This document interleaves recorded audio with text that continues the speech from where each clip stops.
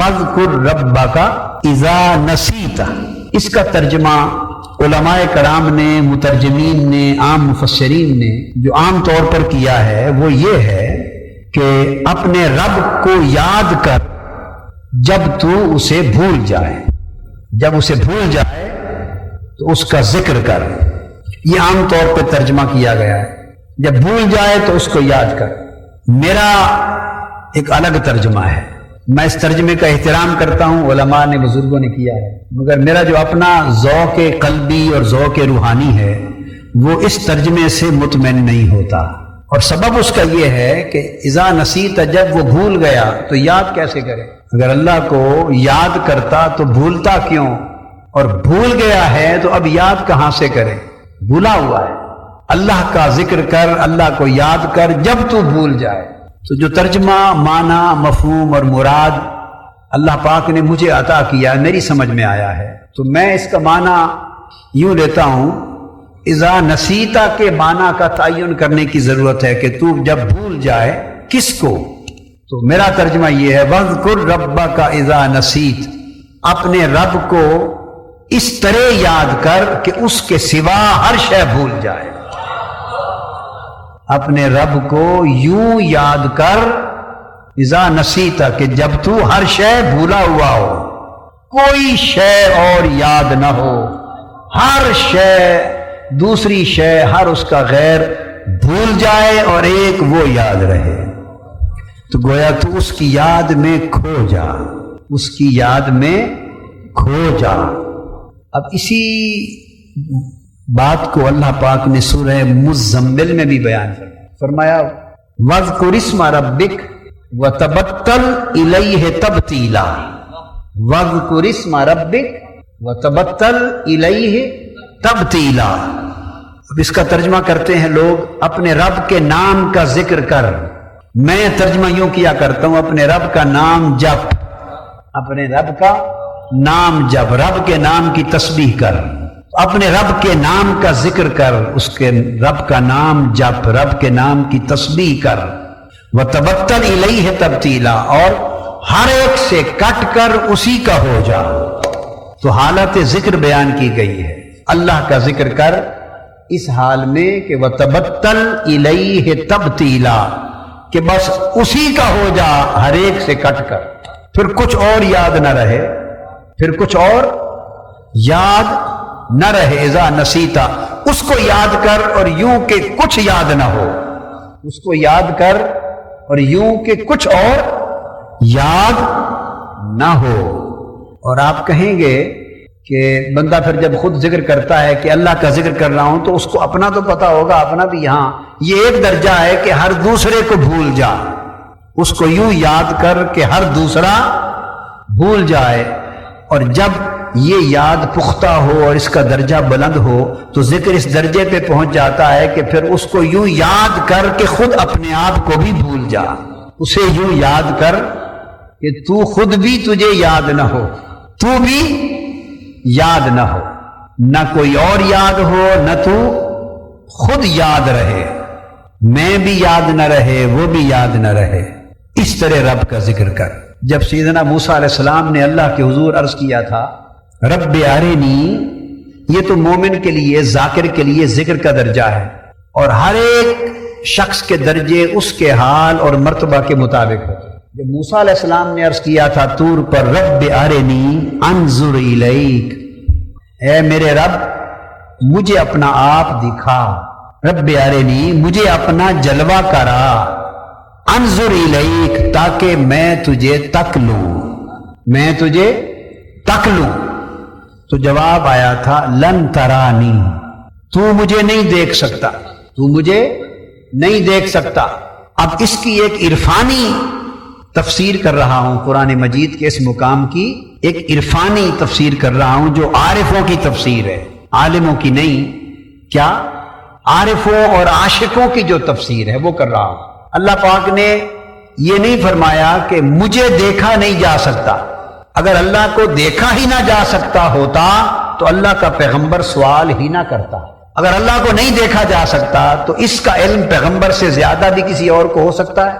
سب سے پہلے تو یہ بات پیغمبر ہی کو معلوم ہونی چاہیے تھی کہ اللہ کو دیکھا ہی نہیں جا سکتا، تو جسے دیکھا ہی نہیں جا سکتا تو پیغمبر جانتے ہوئے اس سے کہے کہ مجھے اپنا آپ دکھا، یہ نہیں ہو سکتا۔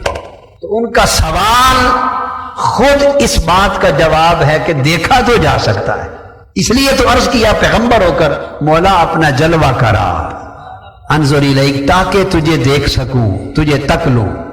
تو دیکھا تو جا سکتا تھا، اور اللہ پاک نے جواب میں بھی یہ نہیں فرمایا کہ کیسے بات کرتے ہو موسیٰ، مجھے کون دیکھ سکتا ہے، مجھے تو دیکھا ہی نہیں جا سکتا، کیسی بات کر دی ہے۔ اللہ پاک نے یہ بھی نہیں فرمایا، بلکہ کیا فرمایا؟ لن ترانی، اے موسیٰ تو مجھے نہیں دیکھ سکتا۔ جواب بتا رہا ہے کہ دیکھا تو جا سکتا ہے پر تو مجھے نہیں دیکھ سکتا۔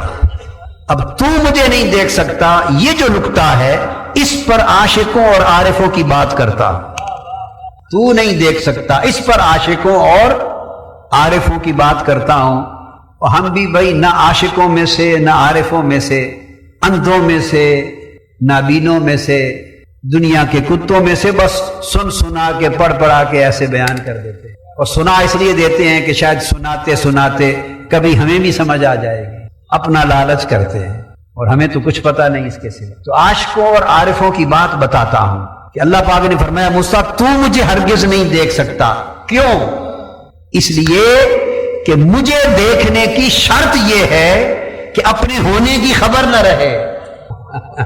مجھے دیکھنے کی اولی شرط یہ ہے کہ دیکھنے والے کو اپنے ہونے کی خبر نہ رہے، اسے ناظر کی خبر نہ رہے، منظور کی خبر ہو، اسے یہ خبر نہ ہو کہ میں دیکھنا چاہتا ہوں اور میں تجھے دیکھ لوں، جب تک میں برقرار ہے مجھے دیکھا نہیں جا سکتا۔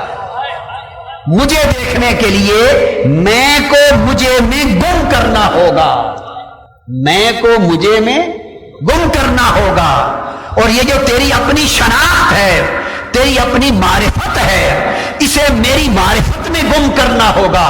یہ جو تیرا وجود ہے اسے میرے شعور میں گم کرنا ہوگا۔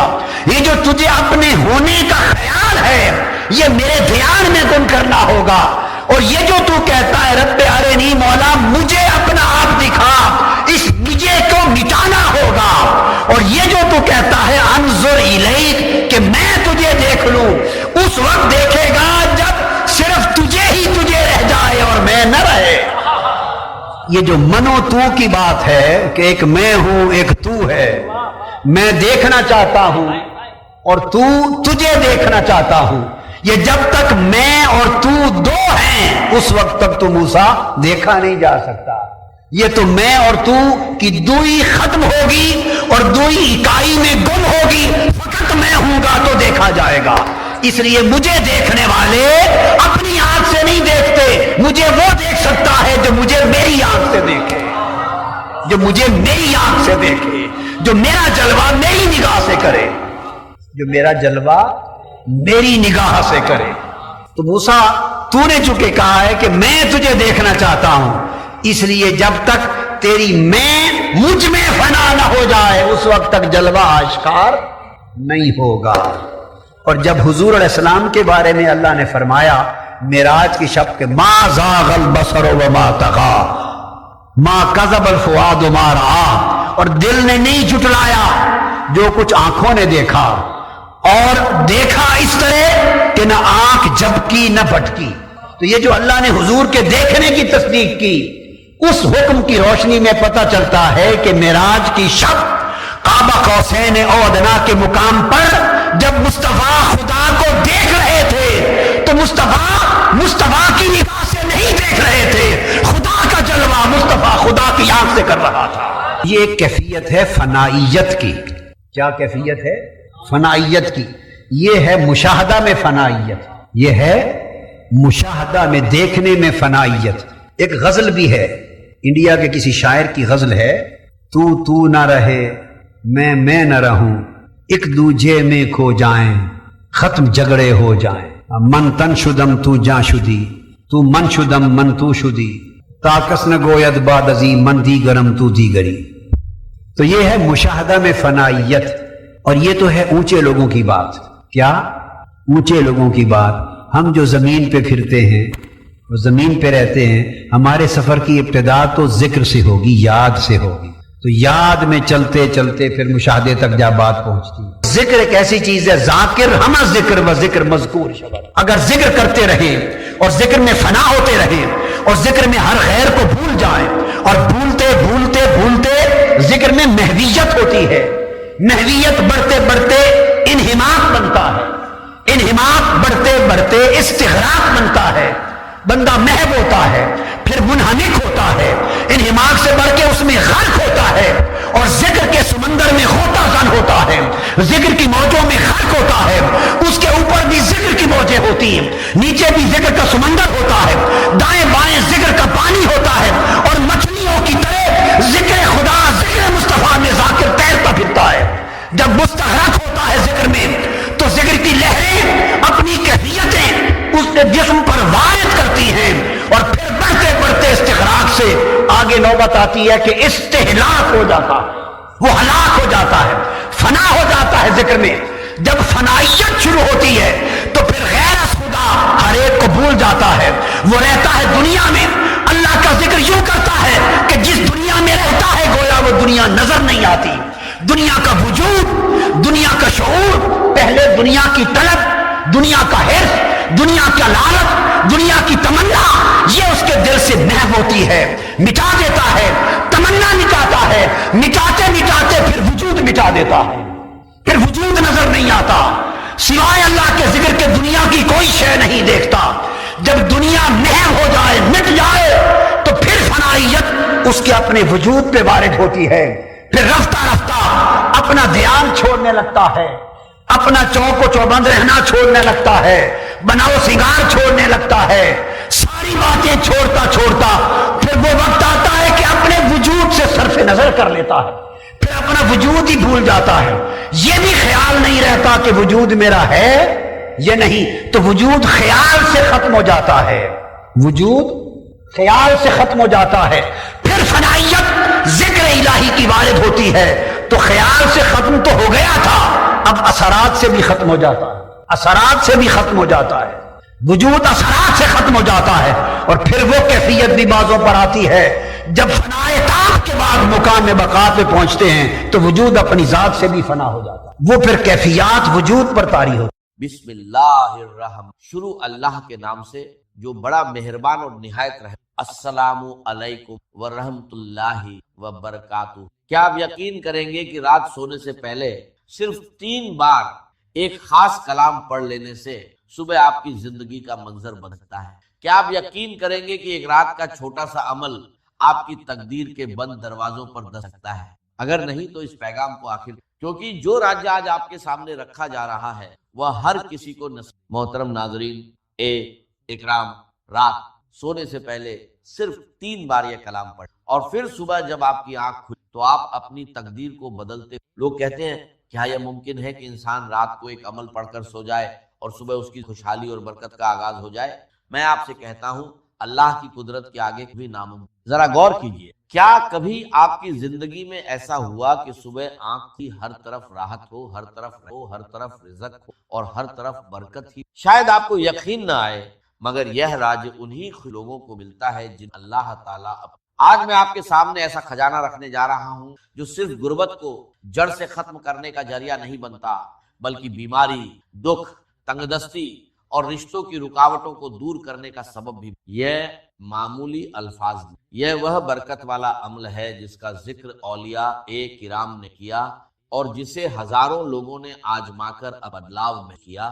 سوچیے، صرف ایک رات کی محنت اور صرف 3 بار پڑھنا اور اس کے بعد صبح کا سورج آپ کے خوشخبری نیا نسل، آپ کے گھر کے کونے کونے میں برکت ہو، غم دور ہو جائیں، پریشانیاں ختم ہو جائیں اور محتاجی. یہ راج ان لوگوں کے لیے ہے جو سچ میں اپنی بدلنا چاہتے، جو چاہتے ہیں کہ قسمت کے بند دروازے کھلے اور ان پر غیبی خزانوں کی بارش. یہ عمل اللہ کے ولیوں کے بتائے ہوئے طریقوں کا ہے، صدیوں پرانا یہ راج آج آپ تک پہنچا ہے. بس اسے سنیے، سمجھیے، پورے یقین کے ساتھ پڑھیے اور اللہ پر بھروسہ رکھیے. کل جب آپ کی آنکھ کھلے گی تو آپ خود گواہ بنے. رات کے پرسکون لمحوں جب دنیا گہری نیند میں ہوتی ہے اور آسمان پر ستارے چمک رہے ہوتے، اگر کوئی بندہ پورے یقین اور بھروسے کے ساتھ صرف 3 بار یہ خاص کلام پڑھ لے تو صبح اسے ایسا محسوس ہوگا جیسے قسمت کا بند دروازہ کھل. آپ سوچ رہے ہوں گے کہ کیا صرف ایک رات کی دعا انسان کا مقدر بدل سکتی؟ یاد رکھیں،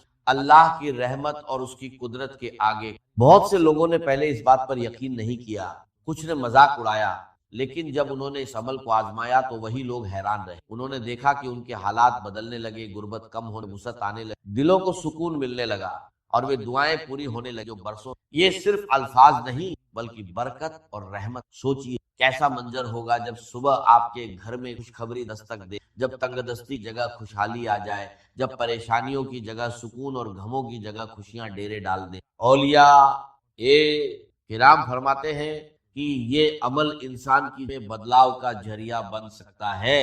ایک رات کا یہ معمولی سا عمل آپ کے لیے ایسی شروعات بن سکتا ہے جس میں نہ قرض کی پریشانی ہو، نہ بھوک کی تکلیف ہو اور نہ بے کی حالت، بلکہ جہاں بھی جائے عزت ملے، محبت ملے اور اللہ کی. لیکن یاد رکھیے یہ راج یہ ان بندوں کے لیے ہوتا ہے جو دل سے، جو اللہ پر بھروسہ کرتے اور جو پورے اعتبار کے ساتھ عمل کرتے. اگر آپ بھی چاہتے ہیں کہ غربت کی زنجیریں ٹوٹ، اگر آپ چاہتے ہیں کہ دکھ اور پریشانیاں آپ کی ہو جائیں، اگر آپ چاہتے ہیں کہ آپ کی تقدیر کا نیا صفحہ کھلے، تو اس عمل کو پوری توجہ اور پورے ساتھ سنیں. اور پھر یاد رکھیے یقین کے ساتھ کیا گیا چھوٹا سا عمل بھی اللہ کی رحمت سے بڑی تبدیلی کا ذریعہ بن جائے. یاد رکھیے کبھی اللہ تعالیٰ ایک چھوٹی سی دعا یا ایک چھوٹے سے وظیفے کے ذریعے پوری زندگی کی محرومیاں مٹا دیتا ہے. آج رات آپ بھی اس عمل کو آزما لیجیے. صرف 3 بار پڑھنا ہے اور اللہ پر پورا یقین کر کے پھر جب صبح آپ کی آنکھ کھلے گی تو آپ خود دیکھیں گے کہ آپ کی دنیا کیسے بدلتی ہے، آپ کا نصیب کیسے کھلتا ہے اور رحمت و برکت کیسے آپ کے دروازے. پیارے بھائیوں اور بہنوں، پہلا وظیفہ صرف 3 بار یا ربنا کا، لیکن پہلے اس کے ساتھ شامل کیے جانے والے الفاظ کو غور سے، کیونکہ اصل راز یہی ہے. آگے صرف کی تعداد اور اب آپ کو کرنا کیا؟ رات کے وقت آپ کو پہلا وظیفہ صرف 3 بار پڑھ اور یا ربنا کے ساتھ صرف ایک جملہ شامل. یاد رکھیے یہ وظیفہ رات کو سوتے وقت پڑھنا زیادہ بہتر. اگر آپ عشاء کی نماز کے بعد پڑھ لیں تو بھی اچھا ہے، لیکن سونے سے پہلے پڑھنا زیادہ مناسب. اس عمل میں صرف کچھ لمحے لگتے مگر کبھی کبھی یہی کچھ لمحے انسان کی بڑی تبدیلی ذریعہ بن جائے. اب آپ کو سب سے پہلے پڑھ یا ربنا میری جھولی بھر دے.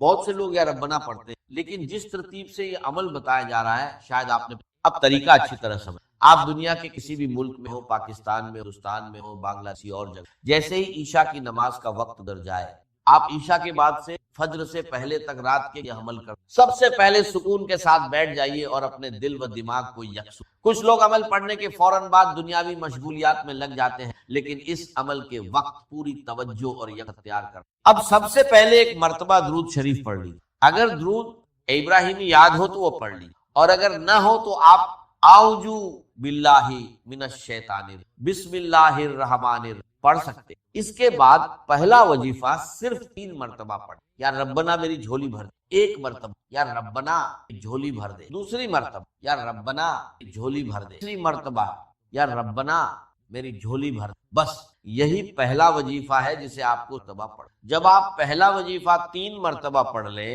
تو اس کے بعد سکون کے ساتھ وہی رہیے. اگر آپ بستر پر لیٹ کر پڑھ رہے ہیں تو یہ بھی بالکل اسی وجہ سے کہا گیا ہے کہ رات کو یہ عمل پڑھ اور پھر اللہ پر بھروسہ کر. جب آپ یا ربنا میری جھولی بھر دے 3 مرتبہ پڑھ لیں، چاہے عشاء کی نماز کے بعد بیٹھ کر پڑھے یا رات کو سوتے وقت لیٹ کر پڑھے، کوشش کیجئے کہ اس کے بعد جلد سے جلد آرام کر لے اور فضول مشغولیات سے. میرے پیارے بھائی بہنوں، اگر یہ عمل آپ کو پسند آئے اور آپ کو بھلائی نظر آئے تو اسے دوسروں تک پہنچانا بھی ثواب کا ذریعہ بن سکتا ہے، خاص طور پر ان لوگوں تک جو پریشانیوں اور تنگ دستی. بہت سے لوگ شروعات میں کسی عمل کو معمولی لیکن جب انسان یقین اور بھروسے کے ساتھ دعا کرتا ہے تو اللہ تعالیٰ اپنے فضل سے ایسے راستے دیتا ہے جن کا انسان نے گمان بھی. یاد رکھیے رزق، برکت اور آسانی دینے والا صرف اور صرف اللہ. انسان کوشش کرتا ہے اور نتیجے اللہ کی سے آتے. اگر اللہ چاہے تو انسان کے حالات بدلتے دیر نہیں. اس لیے دعا کے ساتھ،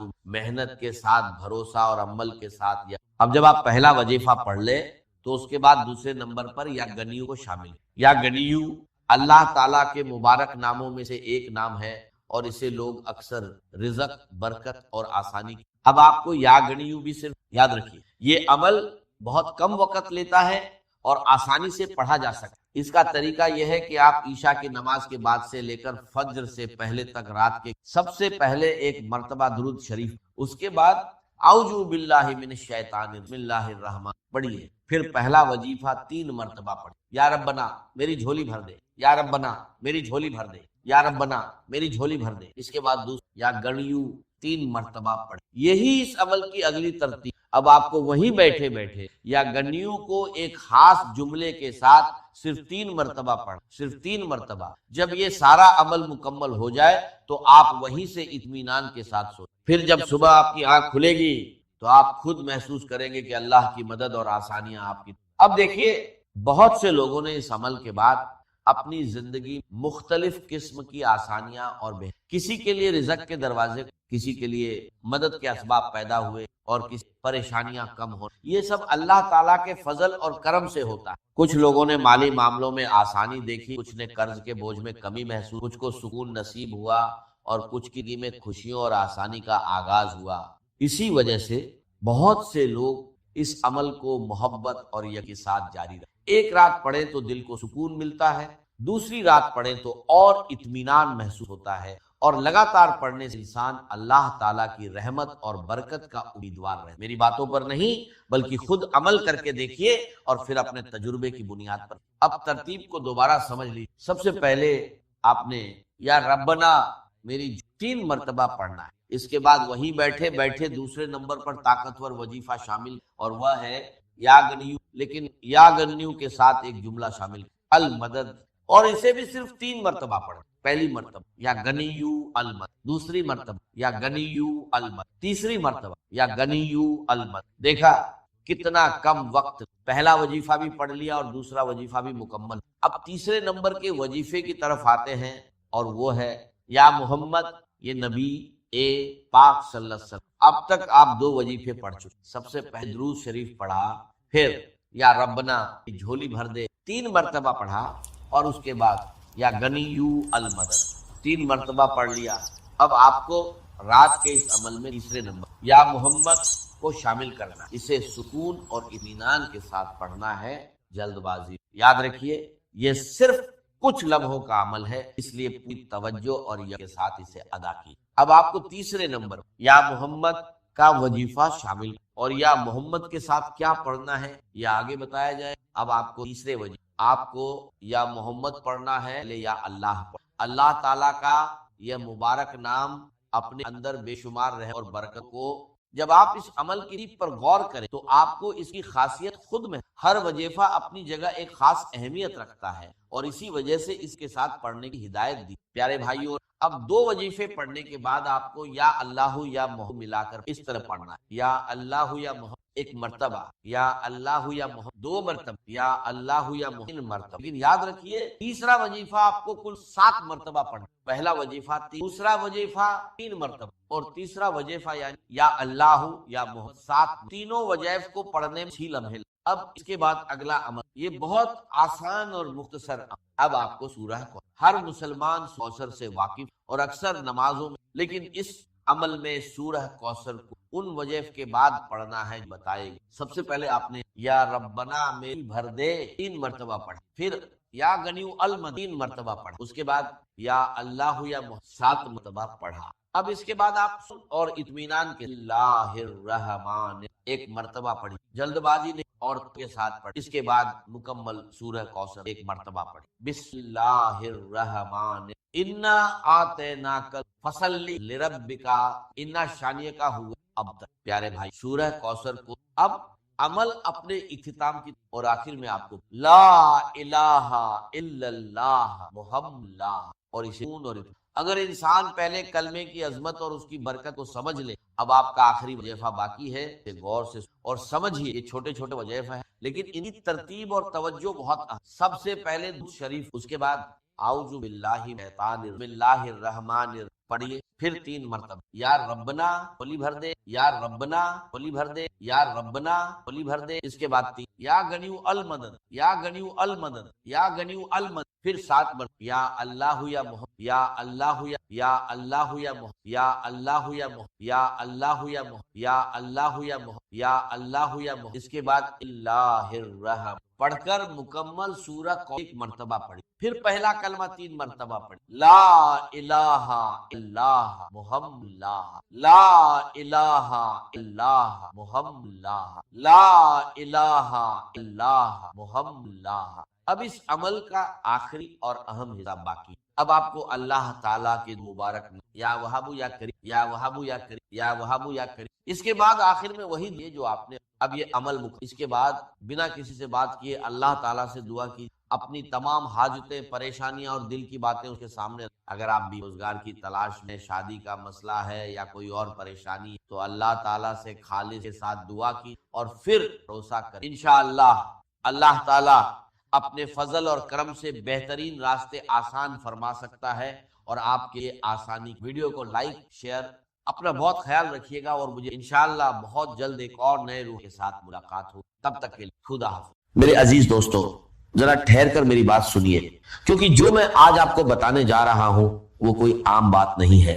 मैं सच कह रहा हूं, मैं बिल्कुल टूट चुका था, हर तरफ से मायूसी थी, ना रास्ता दिख रहा था ना कोई सहारा।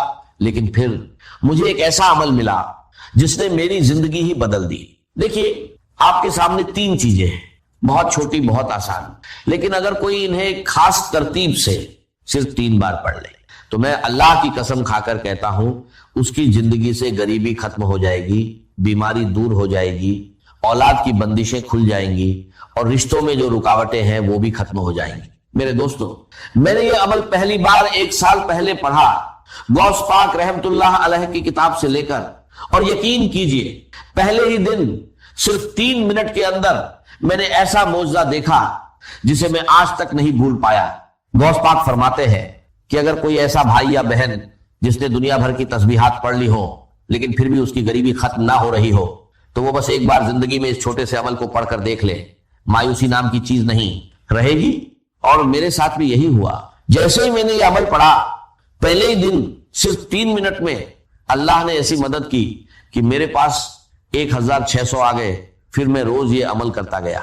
दूसरे दिन मैंने ऐसा मंजर देखा कि 45 लाख का सामना हुआ, और तीसरे दिन जो 17 लाख का कर्ज मेरे सिर पर था, अल्लाह ने ऐसे माफ करवाया कि जो लोग दुश्मन बने बैठे थे वही एक झटके में कहने लगे जाओ हमने माफ किया। ये कोई कहानी नहीं बल्कि इस अमल की करामात है।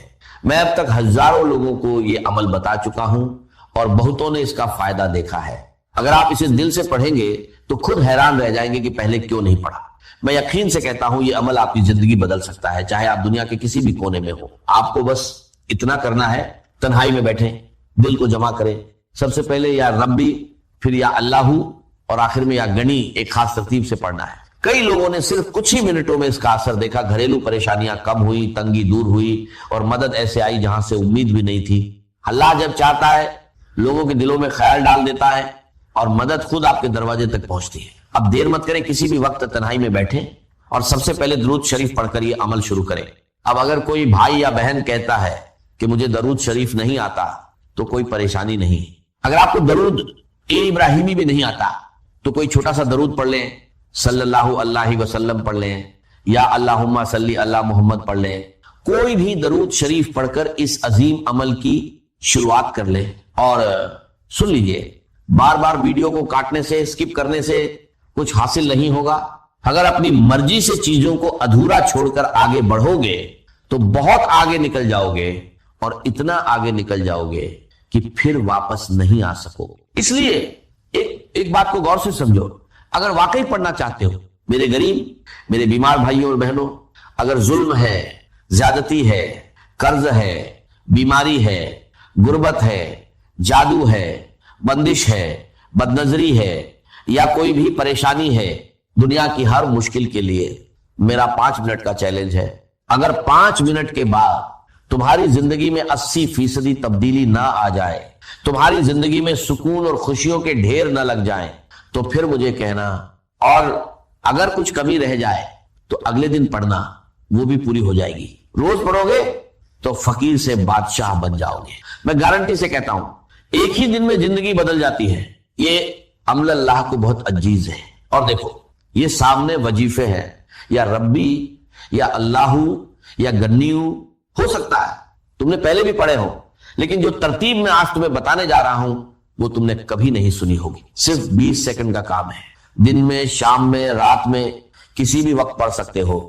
لیکن میں دعوے سے کہتا ہوں، اس عمل کو پڑھنے کے بعد خدا کی قسم، جو لوگ تمہیں تانے دیتے ہیں، جو کہتے ہیں کہ تو در در کی ٹھوکریں کھائے گا، تو لوگوں کے آگے ہاتھ پھیلائے گا، رب کعبہ کی قسم، پورے محلے میں سب سے زیادہ امیر تم ہوگے، پورے خاندان میں سب سے زیادہ مالدار تم ہوگے، یہ میرا دعویٰ ہے، میری گارنٹی ہے۔ اب سب سے پہلے جو وظیفہ ہے وہ ہے یا ربی۔ اب دیکھو، یا ربی کا مطلب کیا ہے؟ اے میرے رب، اے میرے پروردگار۔ ہم نے اپنی زندگی میں ہزاروں لاکھوں بار یا ربی پڑھا ہوگا، لیکن آج میں دعوے سے کہتا ہوں، جو ترتیب میں تمہیں بتانے جا رہا ہوں وہ تم نے کبھی نہیں پڑھی ہوگی۔ یا ربی یا ربی یا ربی، اس طرح تو بچہ پڑھتا ہے، لیکن اس سے کچھ حاصل نہیں ہوتا۔ آج کیوں ہوگا؟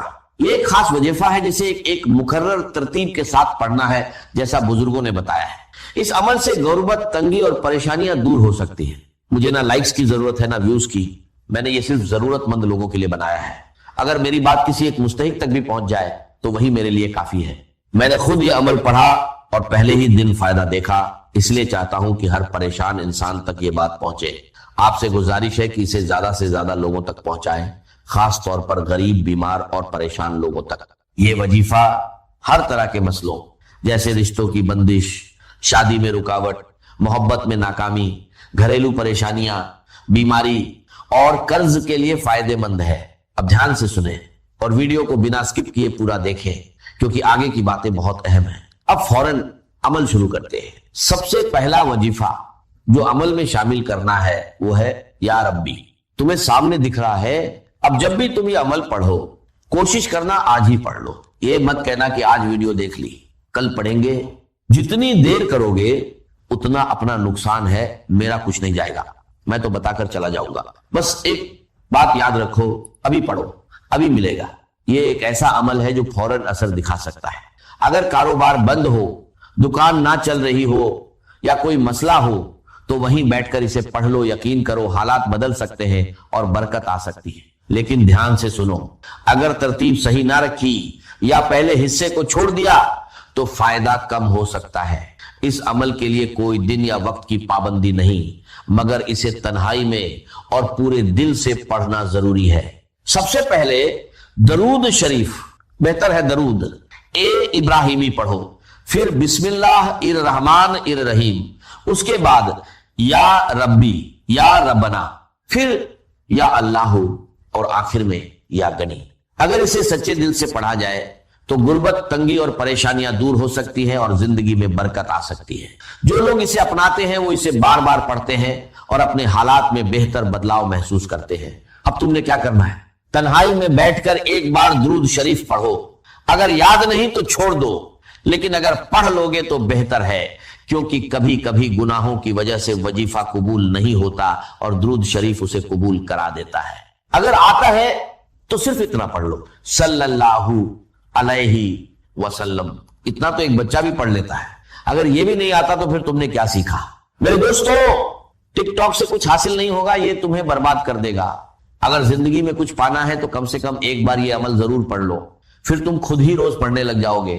میری طرف سے سب کو اجازت ہے، مجھے تم سے کوئی لالچ نہیں۔ ہر غریب انسان اس عمل کو پڑھے اور فائدہ اٹھائے۔ اگر ہاں تو اپنا نام کمنٹس میں لکھ دو، ہو سکتا ہے میں تمہیں نام کے ساتھ الگ سے اجازت دے دوں اور شاید تمہیں زیادہ فائدہ ہو جائے، ورنہ اگر نہ بھی لکھو تو کوئی مسئلہ نہیں، اجازت سب کو ہے، لیکن کوشش کرو کہ اپنا نام ضرور لکھو۔ اب کرنا کیا ہے؟ سب سے پہلے عمل کا پہلا وظیفہ ایک بار درود شریف پڑھ لو، اگر یاد ہے تو ٹھیک، نہیں تو چھوڑ دو۔ پھر بسم اللہ الرحمن الرحیم پڑھ کر شروع کرو۔ پہلی بار پڑھو یا ربی یا ربنا، دوسری بار یا ربی یا ربنا، تیسری بار یا ربی یا ربنا۔ بس پہلا وظیفہ پورا ہو گیا۔ اس میں نہ گھنٹے لگتے ہیں، نہ منٹ، صرف کچھ سیکنڈ لگتے ہیں. ٹک ٹاک والے تمہارے بنا مر نہیں جائیں گے. پورا عمل 10 سیکنڈ میں پڑھ لو گے اور انشاءاللہ عمر بھر دعائیں دو گے، یہ میرا وعدہ ہے. اب وہیں بیٹھے رہو، نہ کھڑے ہونا ہے نہ کسی سے بات کرنی ہے. دوسرا وظیفہ یا اللہ کا ہے، ایک خاص جملے کے ساتھ پڑھنا ہے. پھر یا گنی بھی ایک خاص جملے کے ساتھ پڑھنا ہے. بس میرے دوستو، بس غریبی ختم انشاءاللہ. میں چیلنج کے ساتھ، دعوے کے ساتھ قسم کھا کر کہتا ہوں. دوسرے نمبر پر یا اللہ صرف 3 بار پڑھنا ہے، مگر دل سے، صرف زبان سے پڑھنے سے کچھ حاصل نہیں ہوگا. اصل راج دل کی سچائی میں ہے. بہت لوگ کہتے ہیں کہ یا اللہ پڑھنے کے باوجود حالات نہیں بدلتے. تو یاد رکھو، جب اسے ایک خاص جملے اور صحیح ترتیب کے ساتھ پڑھا جائے تب اس کا اثر کئی گنا بڑھ جاتا ہے. پہلے یا ربی یا ربنا 3 بار پڑھو، پھر یا اللہ یا اللہ پڑھو. یہ اللہ کا ذاتی نام ہے جس میں اس کے تمام ناموں کی طاقت شامل ہے. اس کے ساتھ ایک مبارک نام شامل کیا جاتا ہے جو نبی پاک صلی اللہ علیہ وسلم سے منسوب ہے، جس سے اس وظیفے کی طاقت اور بڑھ جاتی ہے. یہ عمل 3 طاقتور وظیفوں کا مجموعہ ہے. پہلے یا ربی یا ربنا، پھر یا اللہ اور آخر میں یا گنی. اگر اسے صحیح طریقے سے پڑھا جائے تو غربت، پریشانیاں اور مشکلیں دور ہو سکتی ہیں اور زندگی میں برکت آ سکتی ہے. اب دوسرے نمبر کا وظیفہ کیسے پڑھنا ہے؟ یا اللہ المدد، یا اللہ المدد، یا اللہ المدد. یہ وہ راج ہے میرے دوستو کہ اس وظیفے سے اللہ کی مدد سیدھے بندے پر نازل ہوتی ہے. اللہ تعالیٰ اس بندے پر خاص مہربان ہو جاتے ہیں اور یہ وظیفہ آسمانوں میں بھی اثر پیدا کرتا ہے. یہ وظیفہ صرف 3 بار پڑھنا ہے. یا اللہ المدد 3 بار پڑھنے کے بعد اب آخری وظیفہ سن لو. اس کے بعد انشاءاللہ زندگی سے غربت اور مفلسی کا نام و نشان مٹ جائے گا. دیکھو، یا غنی دولت اور مالی پریشانی کے لیے ہر کوئی پڑھتا ہے، لیکن آج بہت سی بہنیں کہتی ہیں کہ ہم یا غنی پڑھ پڑھ کر تھک گئے ہیں مگر حالات نہیں بدلے. تو آج میں ان سب سے گزارش کرتا ہوں کہ صرف یا غنی نہ پڑھے بلکہ اس کے ساتھ اللہ کا ایک اور خاص نام شامل کرے. ایسا نام جو دولت کا خزانہ ہے، دولت کا بادشاہ ہے. جب یہ دونوں نام ایک ساتھ پڑھے جاتے ہیں تو ان کی تاثیر بہت زیادہ بڑھ جاتی ہے. چاہو تو خود تلاش کرو، معلوم کرو. یہ بادشاہوں کے وظیفے ہیں جو فقیروں کو بھی بادشاہ بنا دیتے ہیں. اب طریقہ سمجھ لو. آخر میں تمہیں یہ پڑھنا ہے یا غنیو یا مغنی، یا غنیو یا مغنی، یا غنیو یا مغنی. یعنی دونوں کو ملا کر 3 بار پڑھنا ہے اور اسے ایک شمار کیا جائے گا. آخر میں دعا مانگو، انشاءاللہ بنا مانگے بھی بہت کچھ مل جائے گا، لیکن پھر بھی اللہ سے دل کھول کر مانگو.